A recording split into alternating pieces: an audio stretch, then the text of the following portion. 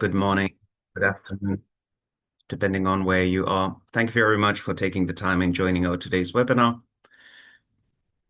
Before we jump right into the topic and discuss this in more detail, few housekeeping messages.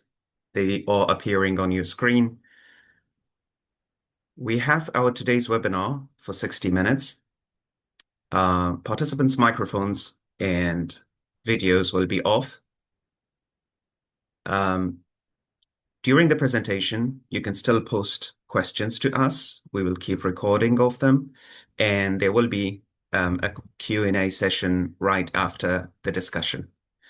So please feel free to post as many questions as you can, and we will try our best to respond to as many of them as possible, considering the time. And at the end, we would really appreciate your feedback through responding to a very short survey, which will appear on your screens. Your feedback will really help us, not only in terms of understanding the quality of our current event, but also in designing our upcoming events. So we are looking forward to a very engaging session and really looking forward to having the conversation with you. Starting with a very brief introduction of myself. My name is Mahbub Abbasi. I'm the team leader for ACAP's Afghanistan Analysis Hub. ACAP's Afghanistan Analysis Hub is an independent analysis organization. Our expertise are in doing field research for humanitarian actors in Afghanistan and those who are interested in Afghanistan. We not only do research and analysis, but we also work in strengthening capacity of our stakeholders. We work in partnership with different organizations.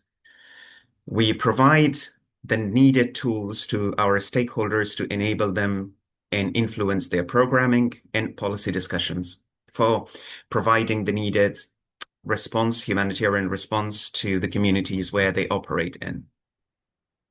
We work in partnership with quite a lot of NGOs and international NGOs and other multilateral organizations in Afghanistan and also outside Afghanistan. We jointly develop research papers. We design training programs, capacity strengthening programs, and we also work on various projects. So that's very briefly about what ACAP says. And at the end, I would like to say that we are part of ACAP's global network. Emily, would you like to please go to the next slide? Introducing our colleagues today, we have our esteemed panelists with us. And also I have my colleague, Emily Rice, who is our senior analyst, joining us. In today's call, she will provide a very brief overview of the last paper that we published on the topic. But before that, a very brief introduction to our esteemed panelists. Our very first panelist that we have is Marc Olivier Huche. He is the project manager of Atlas Logistic, Humanity and Inclusion's shared humanitarian logistics platform in Western Afghanistan, based in Herat. He oversees shared warehousing, transport, and cold chain services that enables humanitarian organizations to deliver assistance more efficiently across the region. He also leads initiatives to strengthen local humanitarian logistic capacity and promote collaborative logistic approaches that improve humanitarian access, operational efficiency, and localization of aid in one of the world's most challenging operating environments. Our second panelist is Mr. Mudir Al-Hamdani. Mr. Al-Hamdani is a senior humanitarian professional with over 20 years of experience leading complex programs focused on displacement, migration, and emergency response. He currently serves as Senior Program Coordinator, DTM, at the International Organization for Migration, aka IOM, in Afghanistan, where he oversees the strategic planning and coordination of national-level human mobility, tracking humanitarian and basic needs identification. Mudir has held leadership roles across the Middle East, North Africa, and Afghanistan, managing multi-country programs in interagency coordination efforts in high-risk and rapidly evolving contexts. He holds a master's humanitarian operations. Last but not least, we have Dr. Olzala Nemat. Dr. Nemat is an Afghan scholar, political ethnographer, and founder and director of Development Research Group, DRG, a UK-based independent think and do tank advancing evidence-based research on governance, humanitarian action, peace building, development in fragile context, and supporting women and youth local leadership. She previously served as the director of Afghanistan Research and Evaluation Unit, also known as AREU, leading nationally and internationally recognized policy research. Dr. Nemat holds a PhD from SOAS, University of London, and has taught and published extensively on governance, gender, conflict, and state building. She's also a Senior Associate Fellow at the Royal United Services Institute, contributing to global policy debates on Afghanistan and fragile states. So with that, very briefly, before I pass on to my colleague on the overview and why we have our today's event. Very recently, we have come across two different events that impacted Afghanistan quite severely. One, the ongoing conflict with Pakistan, and second one, the regional conflict, the Middle East conflict, which started with the Israeli and US offense on Iran, and that also impacted Afghanistan. Afghanistan being the landlocked country, we all know that strongly depends on imports, whether it be the basic needs, food, medicine, construction material, and many other commodities and needs for day-to-day life. With the closure of Durand Line border and also with the limited supply through the western borders with Iran, Afghanistan has suffered quite a lot. Not only that, especially women-led households have been worstly affected. We within ACAPS recently published a report. Our report sets out what's likely to happen over the coming 6 months. The WFP estimates that 2.3 million additional people could become food insecure if the Durand Line remains closed and the Middle East conflict continues or escalates. And this is on the top of 13.8 million already food insecure and in the crisis situation. The 2026 Humanitarian Needs and Response Plan was less than 15% funded by mid-May, and by June, the response was reaching 40% fewer people than the same time last year. So with that, it brings us to the very needed discussion that we have today. And for that, before we jump into the discussion itself, if I may pass on to my colleague Emily to give us a very brief overview of the report itself, and then we will move into the discussion. Emily, over to you, please. Thank you very much, Mahbub. So hi everyone. As Mahbub mentioned, ACAPS around a month ago published a report that examines the interlinked impacts of both the Afghanistan-Pakistan and the Middle East conflicts on Afghanistan's trade, along with the associated humanitarian impacts. And the report examines both the current and anticipated impacts of both conflicts over the coming 6 months. And where relevant and possible, we also examine some of the anticipated impacts up to and beyond 12 months, particularly when it comes to food security and agriculture. So the report was prepared on the assumption of a no war, no peace scenario in both conflicts, which was the status quo at the time of publication. And this was informed by in-depth scenario planning done by ACAPS's Middle East analysis sub-colleagues, and then a variety of conflict analysis on the Afghanistan-Pakistan conflict. Soon after the publication of ACAPS's report, of course, the Middle East scenario changed to one that ACAPS classified as a tactical deal with the signing of the Memorandum of Understanding, so a narrow agreement that addresses the acute issues in the conflict, but not their causes. Because of the vulnerabilities inherent to a tactical deal, ACAPS classified the no war, no peace scenario as having a medium to high likelihood of recurring. So this involves, as we have seen previously, up until mid-June, sporadic conflict that stresses but does not overturn the ceasefire, and progress towards reopening the Strait of Hormuz without full confidence in safe passage. And of course, just 2 days ago, we've seen this tactical deal appear to collapse. The situation is rapidly evolving, and it's unclear whether we are now moving towards a scenario of re-escalation or back to the no war, no peace scenario. But we discuss both of these scenarios throughout the report, and Mahbub will put in the chat the more in-depth Middle East scenarios report where you can look at these different eventualities.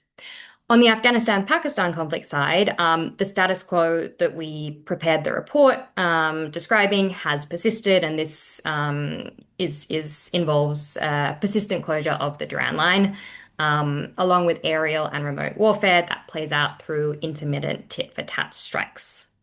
So we do note throughout the report where a deterioration in one or both conflicts would aggravate impacts, and also where a decrease or cessation of hostilities would leave lingering effects because of everything from delays resuming shipping in the Strait of Hormuz to for example, the long-term impact of changed fertiliser use. Briefly, the methodology for the report involved secondary data review, which was elaborated on with interviews with 17 experts and humanitarian and basic human needs response actors.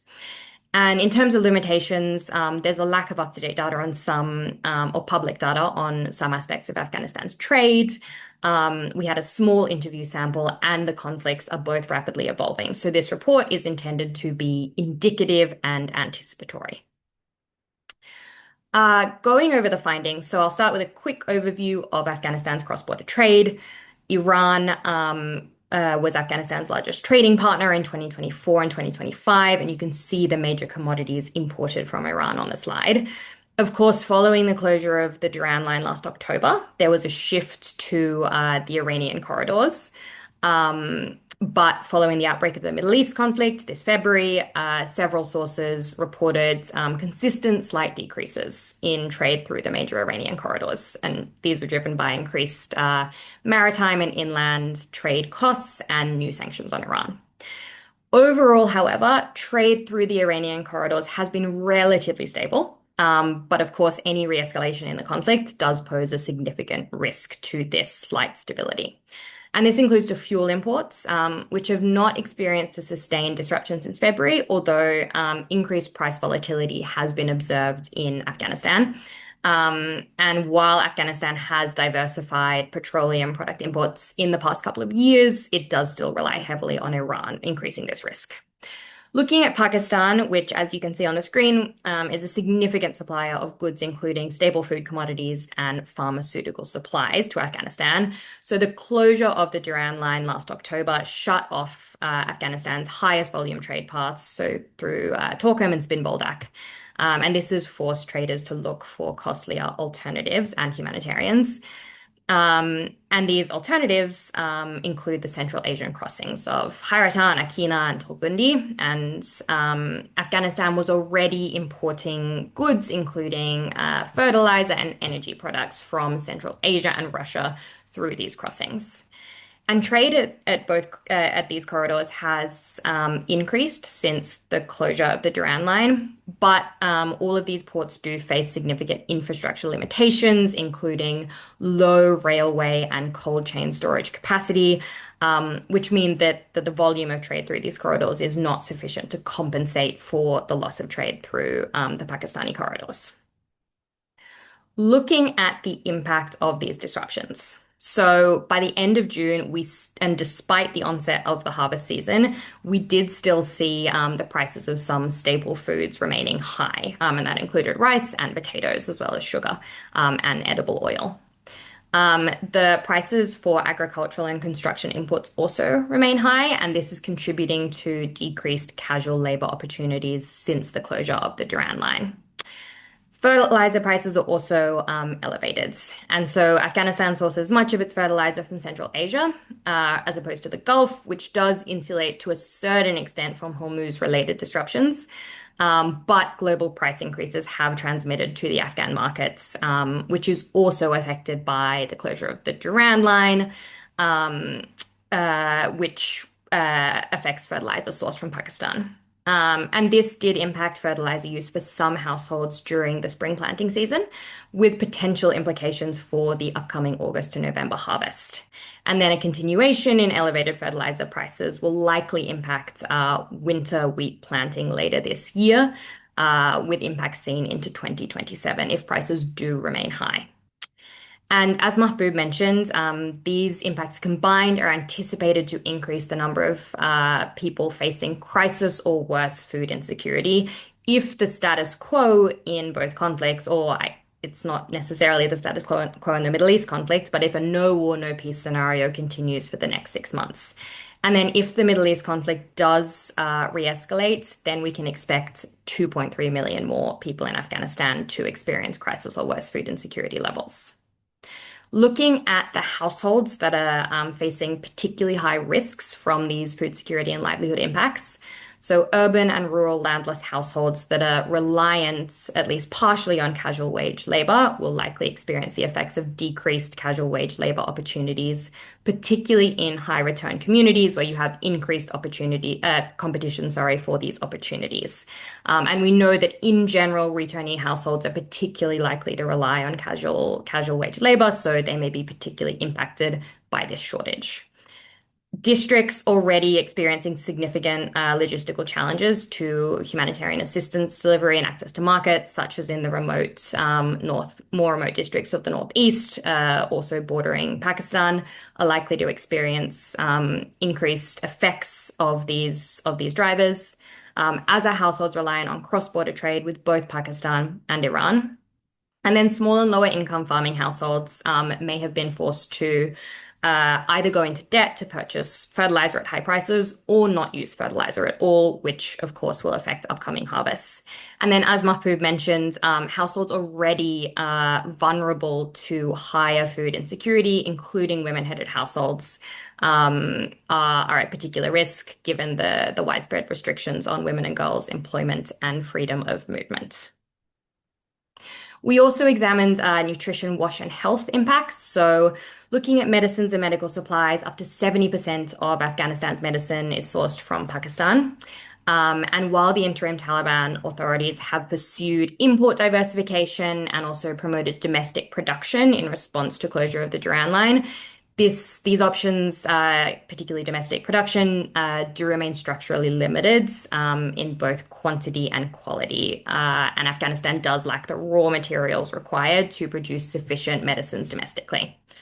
This, of course, has implications for the health response. So there's been a notable increase in humanitarian health supply costs, which threatens the health response as Afghanistan approaches its peak seasons for acute watery diarrhea and malaria. And these seasonal diseases do also drive child malnutrition, yet the nutrition response is hampered by constraints on the supply of specialized nutrition supplies that was sourced from Pakistan and India. Looking at wash, there has been a slight increase in wash supply costs, for example, for maintaining water points, which of course has implications for both the nutrition and the health situation as well. So that's a very quick overview of some of the key findings from this report, which focused on the impact of trade disruptions, not on the situation of returns or remittances in relation to both conflicts. But one of our panelists will be able to speak to this as well. So I will pass over back to Mahbub to introduce the panel. Thank you very much, Emily, for that quick and very thorough overview. It provides quite a good segue actually into the panel discussion. And our esteemed panelists will be asked some questions and they will respond very briefly, which at the end will allow us more time for the Q&A. So if I may begin, Mark, with you, from your operational perspective, how are supply chain disruptions affecting humanitarian organizations in Western Afghanistan? And if I may also add a few more questions to this, is how do these disruptions affect humanitarian access? And how can shared logistics help organizations continue delivering assistance? And finally, what are the key logistics priorities and risks for the next 6 months in Western Afghanistan? So, Mark, over to you, please. Thank you. Good afternoon, everyone. Thank you, Emily. Thank you, Mahmoud. And thank you to ACAPS for inviting me today. So, as you said, my name is Marc Olivier. I'm the project manager of Atlas Logistics, Humanity and Inclusion Shared Logistic Platform based in Herat. So, Atlas provides shared warehousing, transport, and cold chain services to around 30 humanitarian organizations operating across Western Afghanistan. Our partners are a mix of local and international NGOs, about 50% each. So today I'd like to share some operational observations based on my daily work supporting these organizations over the past 2 years. So you have to know these observations reflect our operational experience in Western Afghanistan and should be understood as field-level insight rather than a nationwide assessment. So next slide, please, for the first question. Yes, thank you. How are supply chain disruptions affecting humanitarian organizations? So over the past months, we have observed that humanitarian organizations are operating in a much more constrained environment. Supply chain disruptions are only part of the picture. We are also facing uncertainty around key regional supply corridors and significant reductions in humanitarian funding, and all these are happening at the same time. From our operational perspective, the important point is that these disruptions affect all organizations, but not in the same way. National NGOs are generally the most affected. They often have limited storage capacity, less financial flexibility, and rely more heavily on local suppliers. As a result, even small increases in transport costs or procurement delays can have a direct impact on their operations. INGOs generally have stronger logistics system and procurement mechanisms, and they are also under increasing pressure to optimize resources because of funding reductions, and most donors are now looking at cost efficiency. And thirdly, UN agencies usually benefit from larger logistic networks and stronger supply chains. However, they are also facing changing transport routes, financial constraints, and increasing operational complexity. So our main observation for this question is that the same supply chain disruptions creates different operational consequences depending on the organization's logistic capacity. And this difference is particularly visible between national NGOs and larger international organizations. Can we go to the next slide, please? Thank you. So question 2 is how do these disruptions affect humanitarian access? So these disruptions do not only affect logistics, they directly affect humanitarian operations. We are observing longer lead times, higher transport costs, and much greater uncertainty when planning supply chains. For humanitarian organizations, this means reduced flexibility. It becomes more and more difficult to plan activities, to respond quickly to changing needs, and to prioritize the limited resources.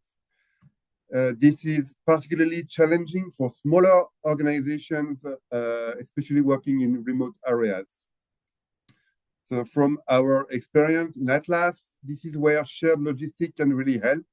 Shared warehousing, shared transport, and coordinated planning allow organizations to continue delivering assistance despite increasing operational constraints. For national NGOs in particular, with limited budget, these shared services provide access to logistic capacity that would otherwise be difficult to develop individually. So shared logistics are therefore not only about reducing costs, they are also about maintaining the humanitarian access. Can we go to the next slide, please, Mahmoud? Thank you. The third question was, what are the main logistic priorities and risks over the coming months? So looking ahead, rather than making predictions, I would highlight a few operational priorities. The first one is the preparedness. Whenever possible, organizations should preposition essential supplies, prepare for winter and winterization, and strengthen the contingency planning. The second priority for me is the collaboration, sharing logistic assets, coordinating transport, avoiding duplication will help humanitarian actors make better use of their limited resources. And finally, localization. Strengthening the logistic capacity of national NGOs will be essential if we want them to remain operational in an increasingly constrained environment. At the same time, we should continue monitoring several important risks, including reduced humanitarian funding, the return of Afghans from Iran in the Western, I think our IOM colleague will come back to this. Increasing pressure on local logistic capacity and continued uncertainty affecting regional supply chains. So the objective is to ensure that humanitarian organizations remain able to deliver assistance despite the constrained environment. And finally, the last slide, please. Thank you. So I'd like to finish with three messages. First, supply chain disruptions are increasing operational pressure across Western Afghanistan. Second, national NGOs are disproportionately affected because they have fewer logistic resources to absorb these shocks. And finally, strengthening shared logistic services can help humanitarian organizations, particularly national NGOs, to remain operational and continue supporting vulnerable communities. So the main challenge is the combination of the increasing needs, the reduced funding, and the growing operational uncertainty. So usually managing one of these challenges is possible, but managing all the three of them simultaneously, it's much more difficult for us. Thank you very much for attention.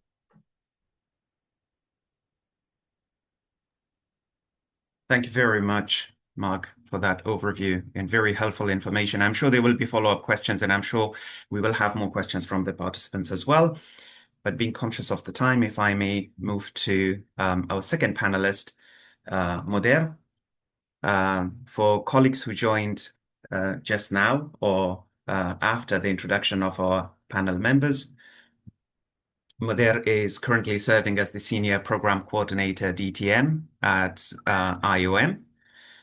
Moder, if I may ask you about the returns. In the coming 6 months, do humanitarian actors expect a large spike in returns from Pakistan and or Iran in more of a long-term continuous influx? And also a related question, if I may, is how would an influx impact both returnee and host community needs? And how are humanitarian actors preparing for it? Thank you very much, Mahbub, for the introduction, the question, and many thanks to ECAPS for the opportunity. So trying to answer the question, what do we expect, a large spike or long term?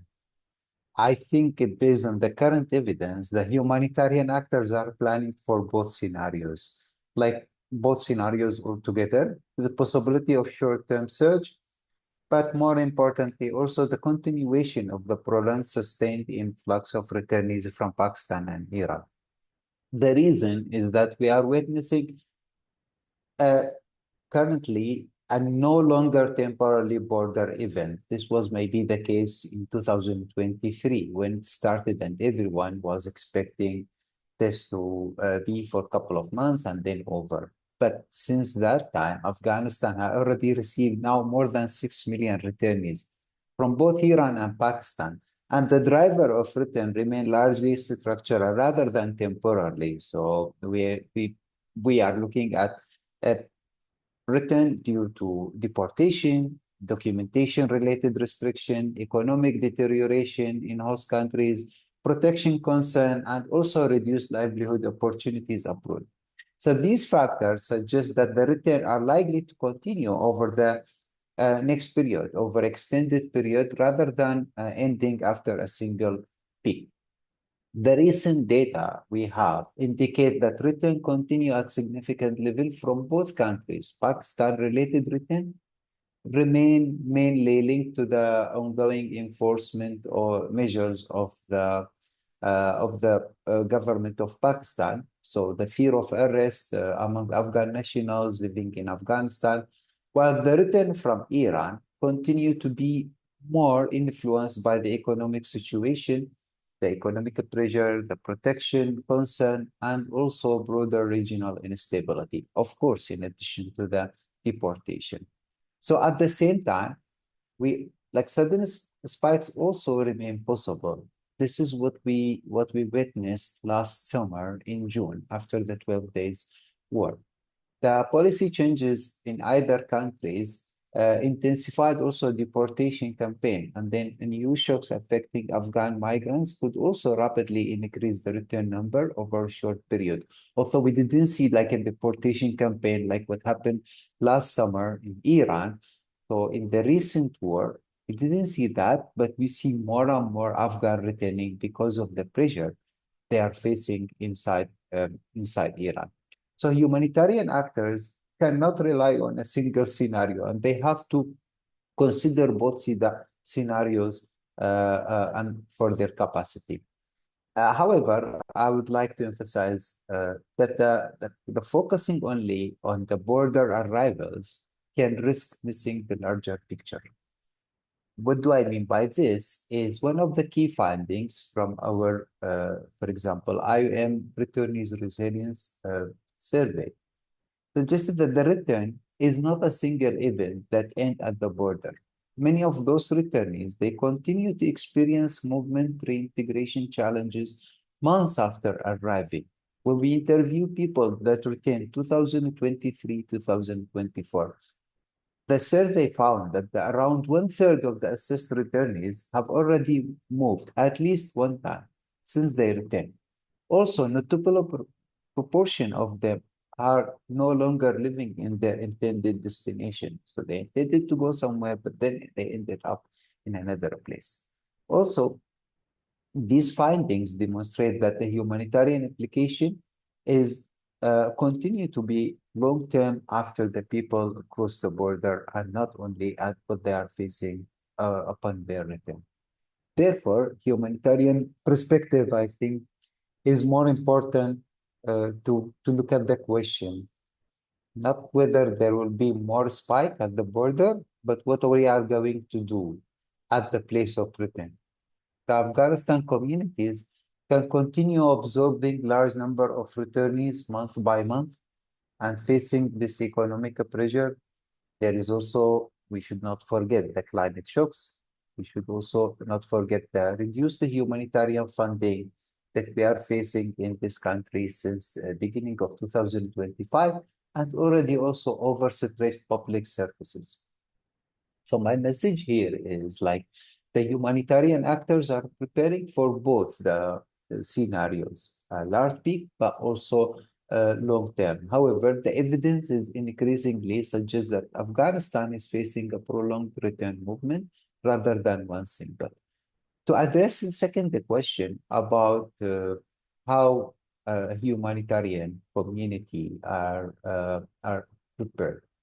I think the impact continued, and as I mentioned, it extends far beyond the border crossing point. While like the new arriving returnees can receive, or many of them are receiving immediate needs or assistance at the border.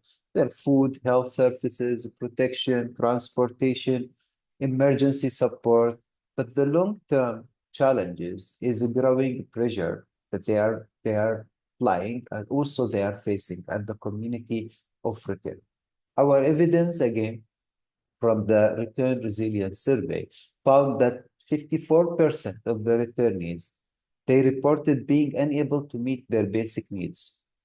95%, they reported that they have no productive assets to support. We are looking at people returned long time ago, returned in 2023, 2024. Still now, 95%, they don't have assets or productive assets.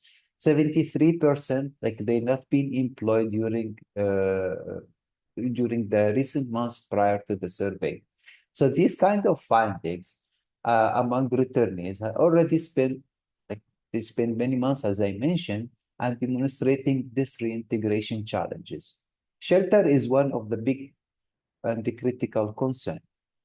Like 80% of the returnees from abroad that also returned long time ago, they were living in a transitional accommodation, in a temporal accommodation. More than half, like they reported inadequate living space, and then 17% experienced eviction after return.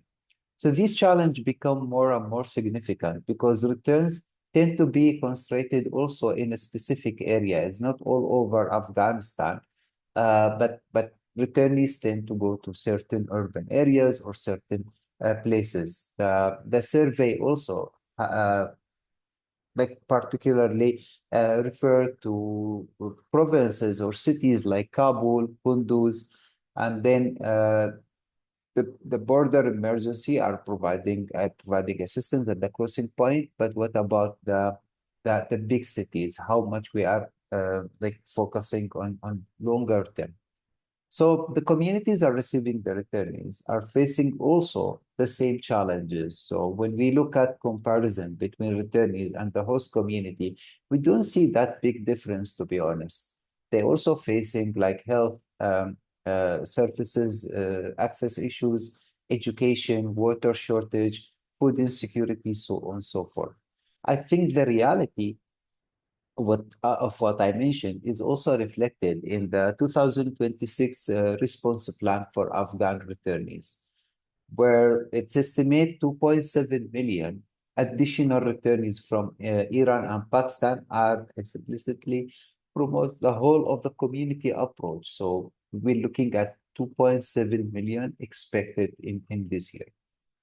The plan also recognized that the emergency support at the border is not what the returnees needs only, but they need more long-term investment. In general, how they are prepared, I think the border response continue to be the one of the key elements of providing assistance at the border.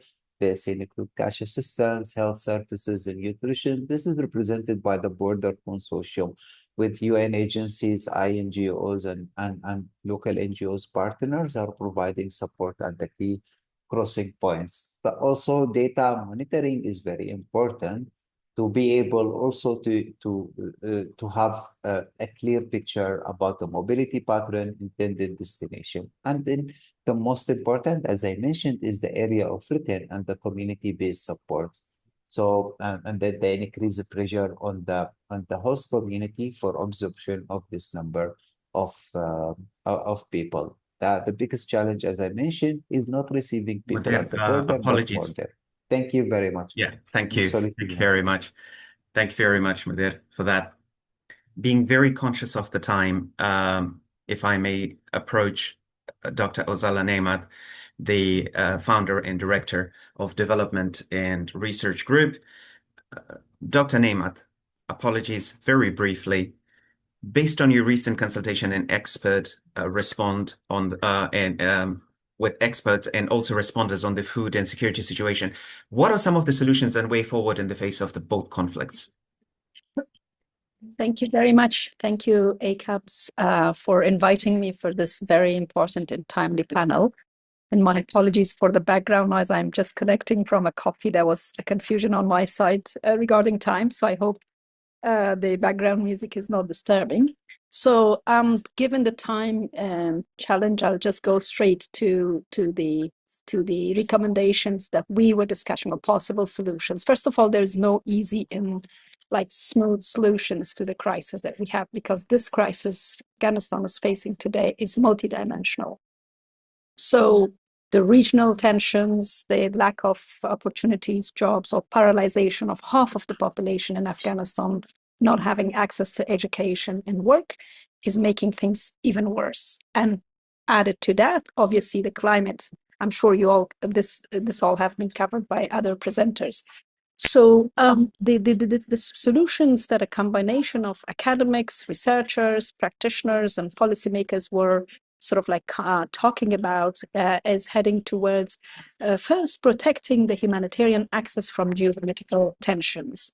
In words, it may sound easy, but in practice, it has its complexities. But we were seriously recommending that all actors should take serious measures towards trying to depoliticize the humanitarian access really to the level possible, both with both regions that are in tension and in conflict, and advocate for humanitarian exemptions and humanitarian corridors possibly. Secondly, and to an extent, some presenters in our discussion were also saying this is happening, but just to strengthen that, within reason, of course, is diversifying regional trade in supply chains. And sort of not depending entirely on one or two sources, but just, the Central Asian engagements from Afghanistan between Afghanistan and Central Asia are like steps towards that. It cannot respond as a whole to the crisis that is existing, but at least it addresses some of the foundational issues or challenges.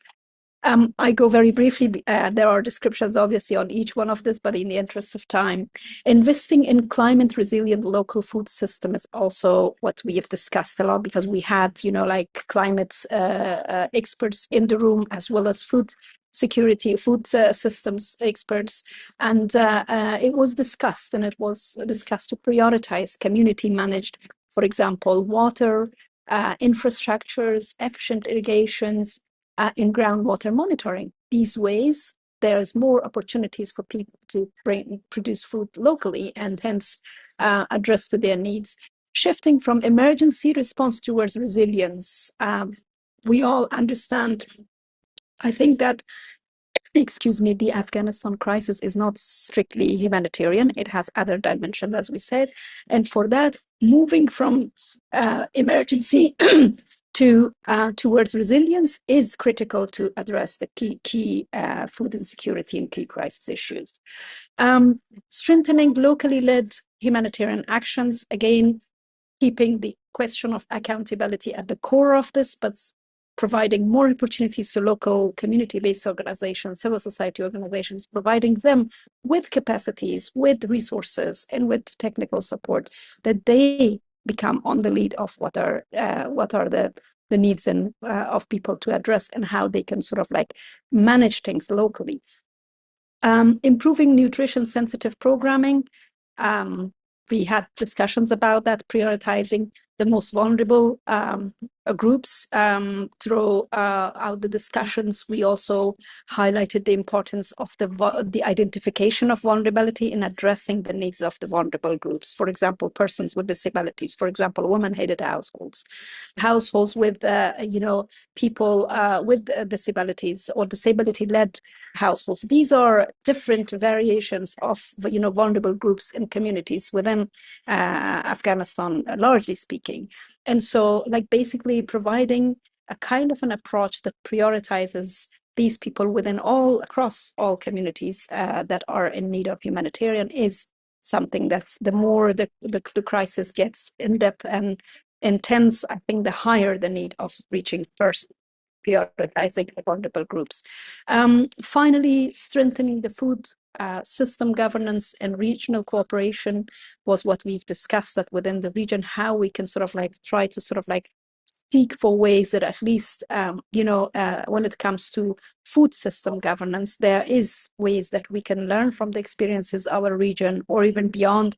And also the regions can help us, can bring in some of the ideas or learn from the techniques that are used by local Afghan producers as well. And another very important, and I will just conclude on this part, was the importance of investing in evidence in learning.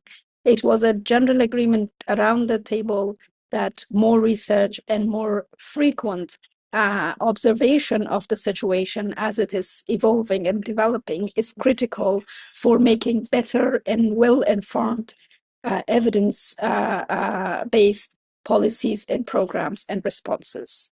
I know time is short, so I was just trying to very succinctly summarize this. Thank you very much.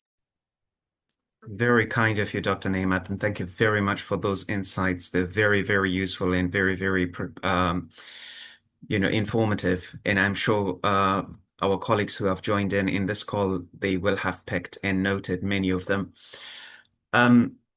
Since we have very short time, I will jump straight to the questions. We have our very first question. Mark, if I may pass this question to you. So our kind participant is asking that besides the two interstate conflicts, domestic instability and risks, if any, posed by militant groups, is affecting humanitarian access and aid delivery, or is Taliban's control of the domestic situation more or less comprehensive? Yeah, I will try to answer. From Atlas operational perspective in Western Afghanistan, the main challenges we are currently observing are not linked to insecurity. Compared to the previous years, the security environment is relatively stable, which allows humanitarian organizations to plan and move assistance constantly. At last, we have a MOU with the de facto authorities, which allows us to transport activities across the 5 Western provinces. The challenges we face today are much more related to logistic constraints, the funding limitations, and growing needs. So from a logistic perspective, the biggest challenge is not necessarily the physical access. Thank you very much, Mark, for that answer. Moder, thank you very much for answering the question that was posed to you. But if I may still ask you to answer it, and let me read it out for the sake of other participants. Based on the data available today, children under 18 account for approximately 35% of undocumented returnees. Considering the projected total, as you shared now, maybe 2.7 million returnees for 2026. How many children can we expect, or it may be assume the same 35 to 40%? Yeah, thank you very much, Mahbub. So I think for planning purposes, also looking at the available data over the last 2 years at least, I think the 35-40% still very much the case, but this is very much also depending on the countries. We have witnessed in 2024 more individual return from Iran, family return from Pakistan. In 2025, we started to see more family or household return from Iran. Currently, we do see kind of both balance between the two sides. So I think if we want to plan at least 1 million in 2026, if situation continue to be similar to the case of the last 2 years. Thank you so much, Moder, for that answer. And finally, we have got one more question. Dr. Naimat, if I may pose this question to you, are there any positive outcomes, real or potential, of the current situation? Thank you. I think it's quite a common saying that within crises, there are also opportunities. So yes, the crisis is reaching its quite on its peak, but if crisis was not in this level, maybe we would have not think of looking for alternative ways. And so one thing that was discussed in the roundtable discussion was how the engagements towards connecting Afghanistan to Central Asian markets and providing access for Afghan products to go to Central Asia or vice versa was discussed in a positive way. And I think to imagine that this alternative is going to solve all the crises that we have in Afghanistan in terms of our needs and demands for food is unrealistic, obviously. But the fact that I remember personally speaking as a young, at that time, very, very young child of a complete border closure with Pakistan, where we didn't have flour and sugar in Kabul back in the winter of 1988-89. And when I compare that period with now, I think we are completely in a different and a much better position, right? Because at that time you could have money, but you didn't have any goods in the market. But now this situation is different. So there is no shortage of food from what is being observed in Afghanistan. It's the possibility of people to access food, which is more of a big concern. And for that, there needs to be specific strategies. But I think, the positive sign is that always these kind of shocks, I would say, leads to push communities, civil society, and emergency responding organizations, humanitarian organizations, and even de facto authorities, despite their, like issues that we all have with them because of their actions in different fields. But in this part, they have been quite proactive in engaging and trying to seek solutions and alternatives to what was existing. Like one data shared, still not completely verified in the roundtable, was about the quite a significant increase of export to India, despite the border closure. So that means air exports by air. So these are all, to me, the positive side, but obviously none of such actions can really completely fulfills the needs that Afghanistan has in the present day. Thank you. Thank you, Dr. Naima. So we still have time for one more question. Very briefly, Mark, if I may pose this question to you. You expressed the challenges faced by local national NGOs. Have you observed any comparative advantages they possess, maybe because of their local knowledge and networks, for example, that could be enhanced with greater support? Also, what obstacles to increasing the sharing of logistical services? Well, I would say that the local NGOs face greater logistic constraints, but they also have some advantages. They have a strong knowledge. They have a relationship with the communities and the local authorities. They have a very good understanding of the operational environment. So they are able to respond very quickly, and they are very often already present where the assistance is needed. What I can see right now for them is the lack of funding. This is more a question of logistic capacity. They receive a lot of donations, but usually they are not able to transport them. So they have the capacity, but they don't have the funding to develop their activities. This is what I can see right now. Thank you, Mark. Thank you very much.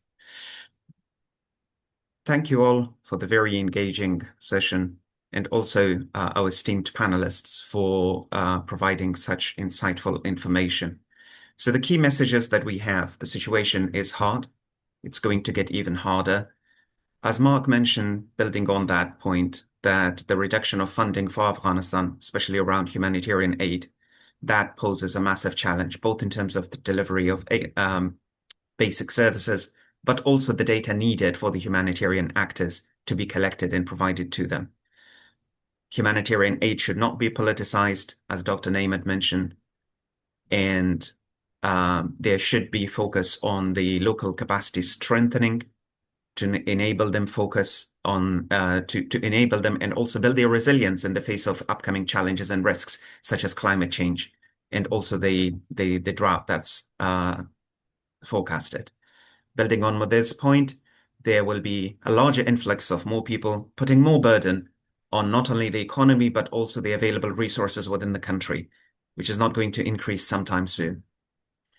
So with all of this, there is a need for more coordinated approach, for more synchronized approach, and also synergy, not only among the actors, but also among the donors, to reconsider what resources can be available for the humanitarian actors within Afghanistan so that at least the basic needs services are provided to not only the returnees, but also people that are being day-to-day affected by these conflicts. So yes, these are the key messages from our today's session, and hopefully we can have more such session going forward. And thank you very much, participants, for your active engagement and also for wonderful questions. We have the QR code for the survey on the screen.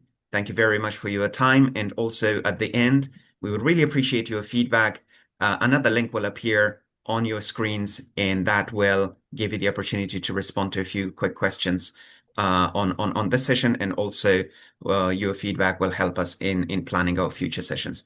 Thank you very much. Wish you all the very best, and we end here.